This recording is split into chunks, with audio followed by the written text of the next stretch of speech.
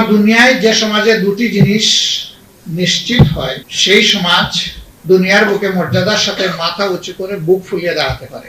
একটি হচ্ছে তার একটি উন্নত শিক্ষা, আর একটি হচ্ছে সামাজিক ন্যায় বিচার।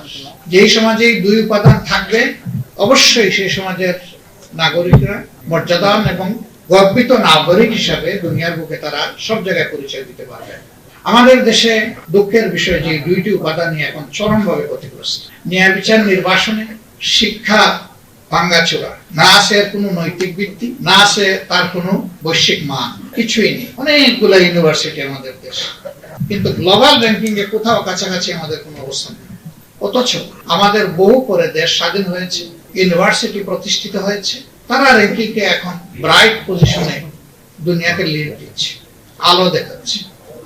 আমরা পড়ে আছি অন্ধকারে।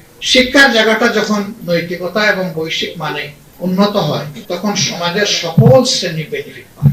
দেশ জুড়ে তোলপাড় ওয়ালটন ফ্রিজ কিনে আপনিও হয়ে যেতে পারেন মিলেনিয়ার। কিছুদিন আগে শিক্ষকদের একটা সমাবেশে হাজির হয়েছিলাম। ওনাদের অনেকগুলা দাবি দেওয়া, হয়তোবা সবগুলাই জেনুইন অথবা অধিকাংশ জেনুইন। তবে আফসোস করে বললাম যে আজকে আপনারা আপনাদের ছাত্রদের কাছে দাবি পেশ করছেন একটু করুণা পাওয়ার জন্য। অনেকে বিস্মিত, আমরা কিভাবে আমাদের ছাত্রদের কাছে এই দাবি পেশ করছি। আমি বললাম যে আজকে সরকারে যারা বসে আছেন, আদালতে যারা বসে আছেন, বিভিন্ন জায়গায় সমাজের যারা গুরুত্বপূর্ণ অবস্থানে বসে আছেন, তারা কোনো না কোনো দিন আপনার মতোই কোনো শিক্ষকের ছাত্র ছিলেন। সেদিন সেই ছাত্র মহোদয়কে অথবা ছাত্রী মহোদয়াকে আপনারা যদি ওই শিক্ষাটা দিতেন, যে শিক্ষা মানুষকে মানুষ হতে শেখায়, যে শিক্ষা মানুষকে পরস্পরকে সম্মান করতে শেখায়, ভালোবাসতে শেখায়, তাহলে আপনাদের মতো সম্মানিত লোকদের আজকে দাবি দেওয়ার জন্য অসহায় এতিমের মতো আজকে প্রেস ক্লাবের সামনে রাস্তায় বসতে হতো না।